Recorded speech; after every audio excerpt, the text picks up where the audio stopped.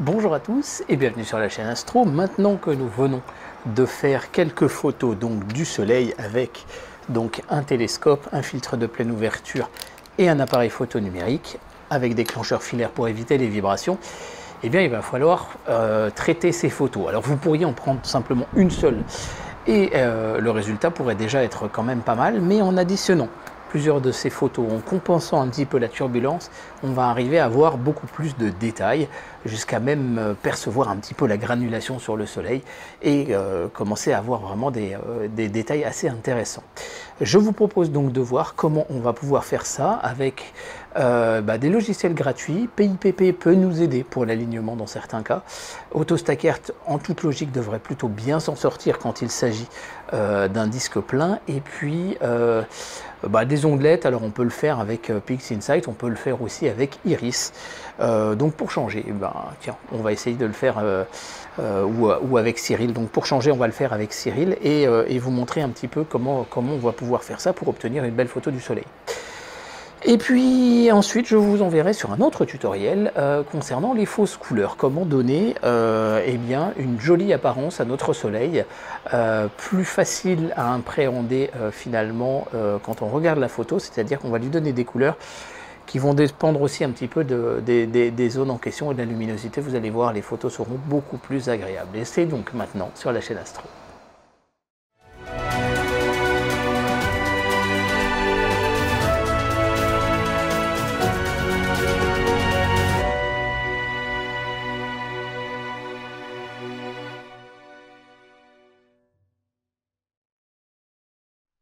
Alors bien évidemment, on pourrait reprendre chacune de nos photos tout simplement et en fait en faire un traitement. Vous allez voir, en fait on va aller là-dessus, prendre toutes les JPEG en prenant le format image file dans AutoStackert, lui dire qu'on est sur la notion d'une planète.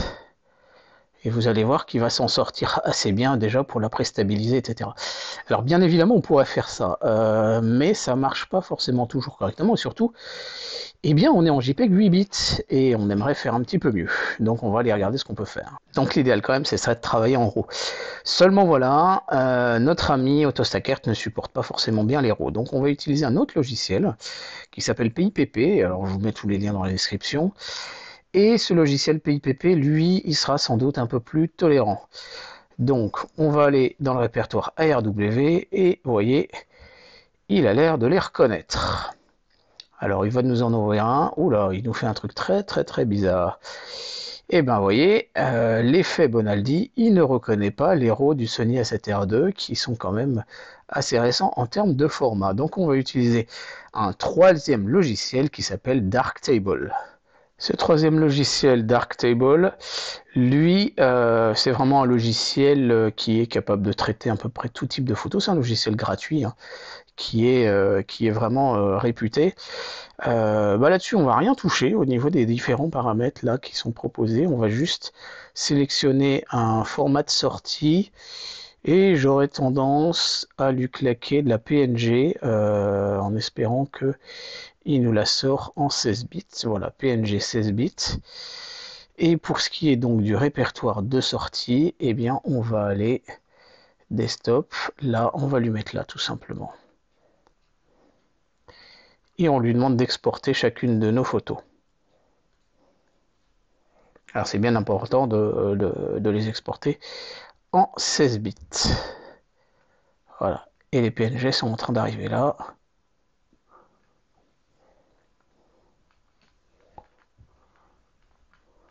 On a quand même quelques petits détails sympas là. Regardez notre tache solaire et tout. On sent là des petites facules ici, à gauche là. Au final, ça va peut-être donner quelque chose, mais on sent, vous voyez, que ça va quand même pas mal trembler de partout aussi. Voilà, on va voir ce que ça va donner au traitement, tout ça. Alors, nous avons nos photos PNG. Alors, ce que je vous conseille, c'est d'éviter de les stocker dans C, en particulier dans le répertoire bureau, parce que, Cyril a quelques problèmes éventuellement, mais bon, ça, on le verra après. La première chose à faire, bien évidemment, c'est d'empiler nos photos. Alors, on va prendre l'adresse du répertoire et on utilise AutoStackert et on va dans le répertoire qui va bien et on se met en format image. On sélectionne toutes les photos de notre répertoire, s'il le veut bien, voilà. Donc CTRL A hein, pour sélectionner tous, et il va ouvrir la première. Alors forcément là je suis quand même avec des photos assez balèzes prises avec le Sony A7R II, donc voilà. On va se mettre en mode planète, et en fait automatiquement il va la centrer, il va la détecter en fait assez bien. La noise robuste va dépendre en fait du bruit finalement de notre photo. Et donc là, comme on était avec ISO 100, on peut voilà, very high signal to noise data nous indique donc il est assez propre vis-à-vis du bruit. Il va, voilà, on a une image qui a peu de bruit, on se met en local pour l'estimation de la netteté et non pas en global. On va pas bien faire le double stack, quoi que vous pouvez, mais sur d'anciennes versions, il y avait des bugs. Et on regarde le nombre de photos que vous avez là dans ce curseur. Là. Voilà. Alors, ça rame, on en a 16. Donc, on va en retenir 10. Je pense que le nombre est bon. On va lui demander d'abord un premier travail d'analyse. A few moments later. Alors, là-dessus, il aura normalement retenu les images qu'il estime comme étant les plus nettes. Avec le mode local, généralement, il s'en sort assez bien. On va maintenant placer des petits curseurs comme ça, des petits carrés, et il va analyser la turbulence sur chacun de ces petits carrés. Alors là-dessus, sur une photo faite à la PNO, le 64, je pense que c'est peut-être pas mal. On peut mettre du multiscale, et donc en fait, on va lui mettre un seuil de luminosité minimum. Et le 45, ça devrait pas être pas mal. Voilà, il a couvert tout le soleil. Alors un truc important à dire, c'est que si jamais les carrés sont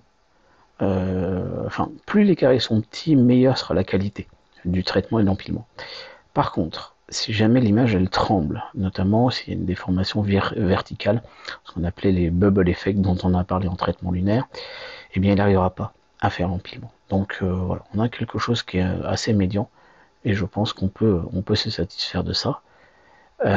Et on lui demande comme format de fichier du point fit pour être en 16 bits, puisqu'on était en 16 bits en entrée, ce serait quand même dommage. Et on lui demande de faire le traitement et on attend. Il nous indique avoir terminé.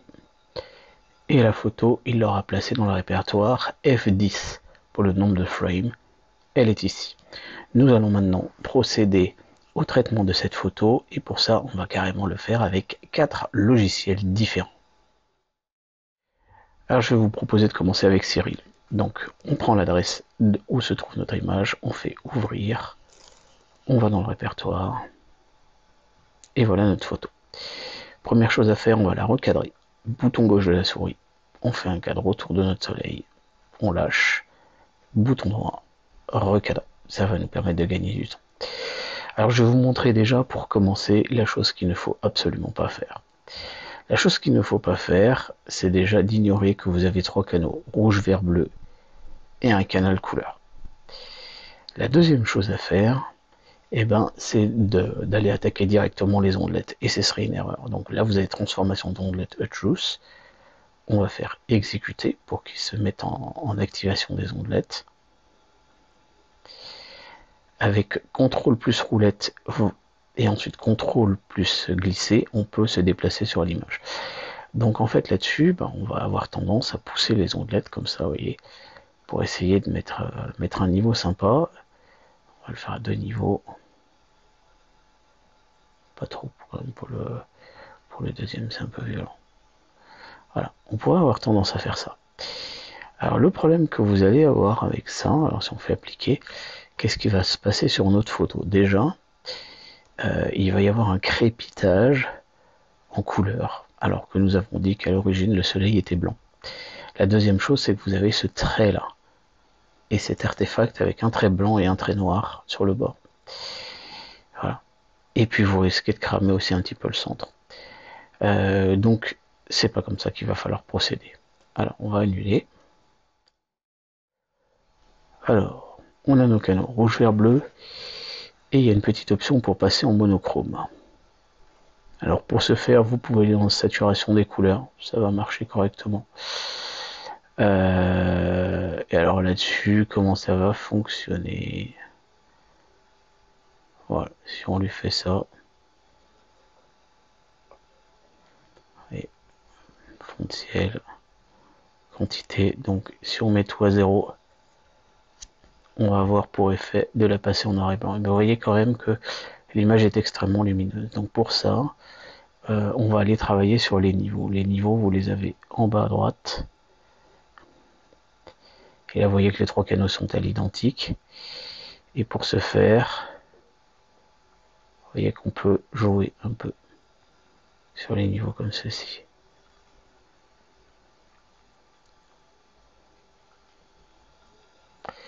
Notre objectif, c'est de donner un aspect un peu globe à notre soleil.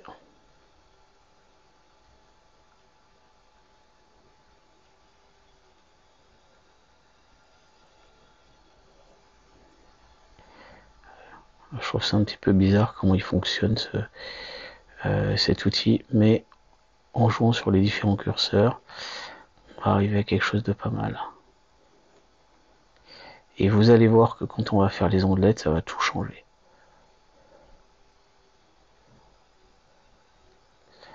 Voilà, je trouve qu'on a un aspect quand même pas mal. On fait appliquer. Et là, maintenant, vous allez pouvoir faire les ondelettes. Donc, vous voyez déjà que bah là, on n'est pas cramé. On va pouvoir très vite se rendre compte, et je crois qu'on va avoir des détails sympas. On va pouvoir très vite se rendre compte de ce qu'on est en train de faire. Alors, certes, on peut visualiser sur le canal que l'on veut, puisque les trois canaux sont identiques. Donc, on va relancer les ondelettes. On fait exécuter.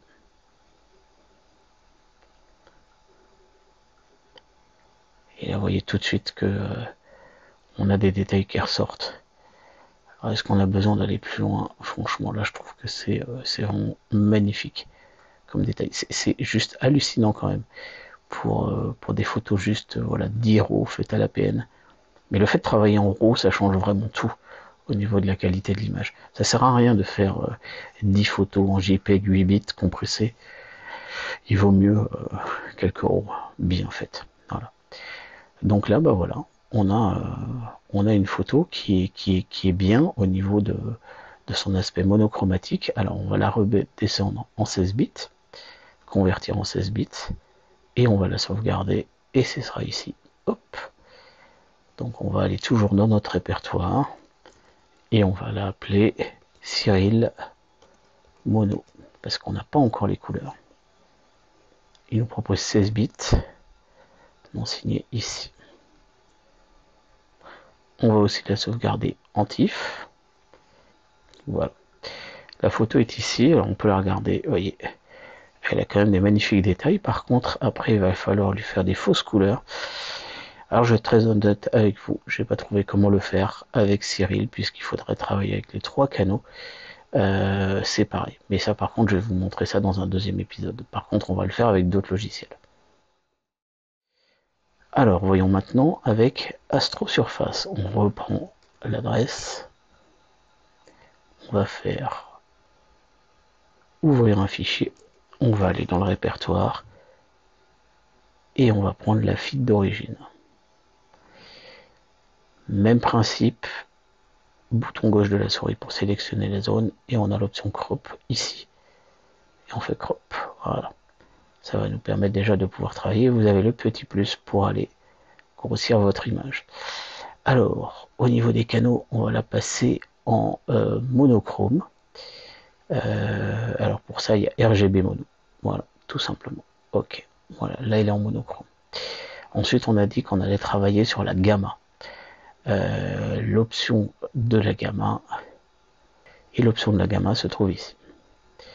Alors Astro Surface, c'est quand même un petit peu plus complexe à utiliser, mais vous allez voir, on va s'en sortir très très bien. Alors il nous demande de sélectionner une ROI, Region of Interest. Donc voilà, vous sélectionnez une zone et en fait vous allez le voir faire le truc, et puis ensuite on va pouvoir travailler.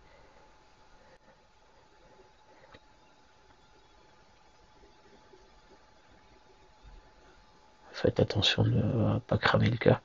Vous voyez que là on a un beau décalage, et en fait le fait d'avoir un dégradé vers le noir fait qu'on n'aura pas l'effet de tour blanc au contour de notre soleil. Donc on fait Dual et OK. Maintenant on va faire nos ondelettes. Pour ça vous avez l'option Wavelet tout simplement. Alors elles sont un peu plus complexes à utiliser. Clairement il y a beaucoup de choses. Ce qui nous intéresse c'est le Wavelet. Pour les hautes fréquences qui sont ici. Donc là aussi, il nous demande de sélectionner une région d'intérêt.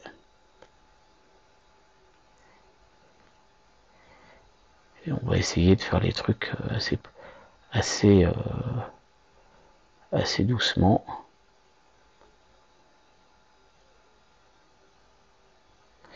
Donc en fait, là vous avez la taille du premier niveau qui permet de s'adapter en fait au seeing. Donc on va mettre un truc quand même soft. Là je pense que c'est pas mal. Et ensuite vous avez la force. Donc on peut mettre un truc très fort, comme on peut mettre un truc très faible. Donc là bien évidemment on va essayer quand même de tirer. Bah, écoutez, là je trouve qu'on a un truc qui est pas mal du tout, qui est peut-être un tout petit peu fort. Mais on a un joli résultat. On fait Dual et on fait OK. Donc là vous voyez, notre soleil est sympa. Là-dessus, il va falloir donc l'exporter et puis aussi faire le travail sur les canaux couleurs. Donc on a normalement le moyen de faire monochrome vert, rouge, vert, bleu. Hop. Donc en fait pour le moment on va sauvegarder notre image. Et donc pour sauvegarder on fait Save As. Et là à ce moment-là on va l'appeler donc cette fois Astro Surface Mono. En toute logique on va pouvoir faire la même chose avec PixInsight. Alors pour ce faire on sélectionne notre zone. Voilà, on peut éventuellement la recadrer comme ça. Et on fait là, ici, clic droit, Make Image. Hop, et voilà notre photo. Alors, on va d'abord la passer en monochrome. Et donc là, c'est Convert to Grayscale. Et on a dit qu'on allait faire un petit code histogramme transformation. Hop.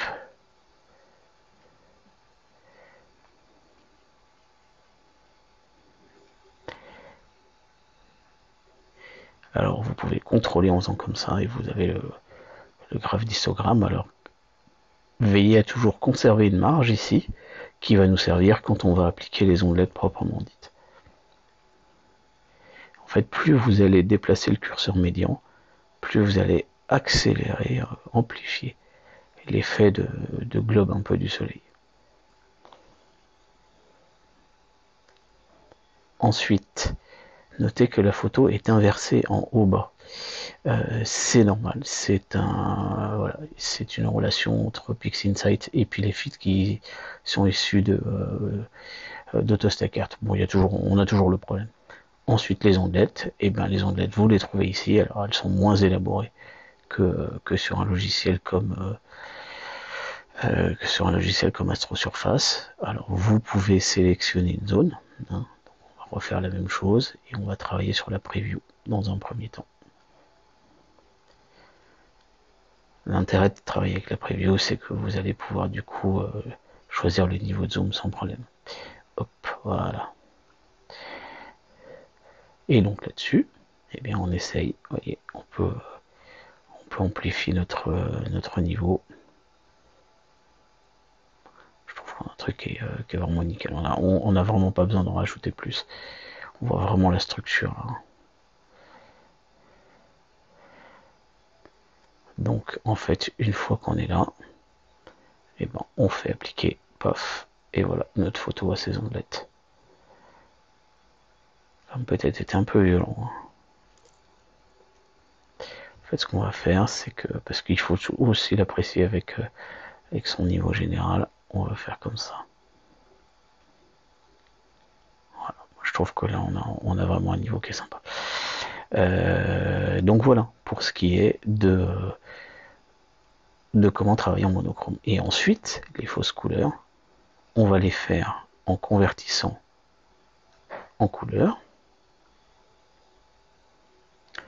en refaisant un histogramme transformation, on le reset,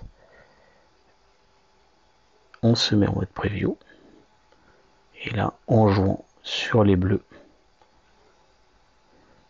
sur les verts et sur les rouges, on va pouvoir le faire.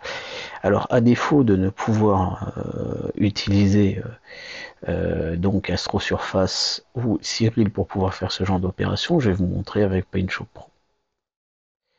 Donc nous avons nos 3 photos faites avec les 3 logiciels. Alors vous voyez que la logique est vraiment la même à chaque fois. Donc celle-là, c'était celle de PixInsight. Vous voyez que bon, le centre est vraiment brillant. Voilà, après c'est juste des questions de niveau. Celle-là, c'est celle de Cyril. Et celle-là, c'est celle d'AstroSurface. Alors on aurait pu jouer beaucoup plus sur la gamme, hein, mais vous voyez qu'à chaque fois le résultat est pas vilain. Alors on va en prendre une au hasard. Hein.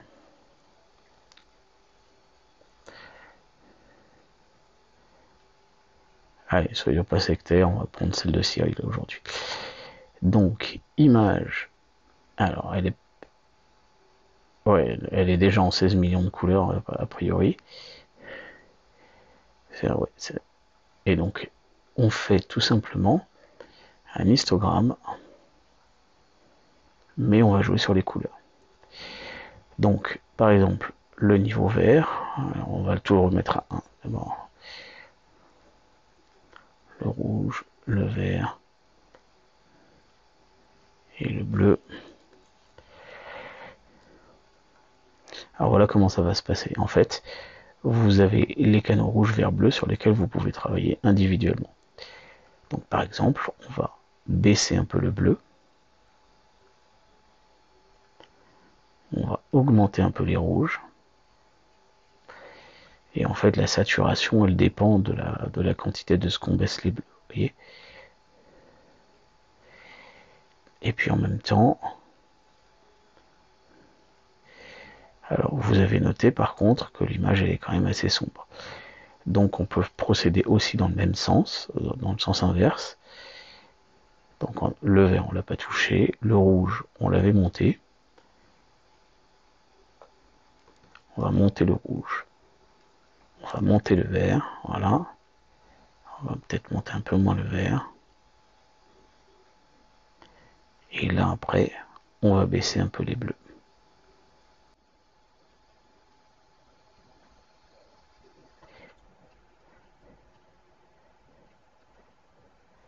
Et voilà comment on peut faire une jolie fausse couleur.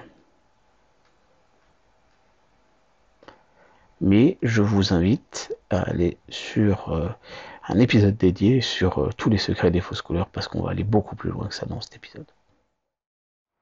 Voilà, j'espère donc que ce tutoriel vous aura plu et vous aura surtout donné quelques billes pour pouvoir retoucher un petit peu vos photos du soleil. Donc je le répète, ces photos, vous allez pouvoir avoir des photos d'une éclipse, vous pouvez aller comparer le diamètre apparent du soleil, vous allez pouvoir voir les taches, les plages faculaires, et quelques autres petites choses assez intéressantes sur sa surface. Bien évidemment, on pourrait aller beaucoup plus loin avec des photos faites à la caméra, et c'est ce que je vous proposerai bientôt sur la chaîne Astro, là, de monter vraiment dans de la haute résolution sur la surface du soleil. Donc restez connectés, n'hésitez pas à partager cet épisode, et tout de suite je vous renvoie vers donc les fausses couleurs sur les traitements des photos du soleil. Allez, merci, au revoir.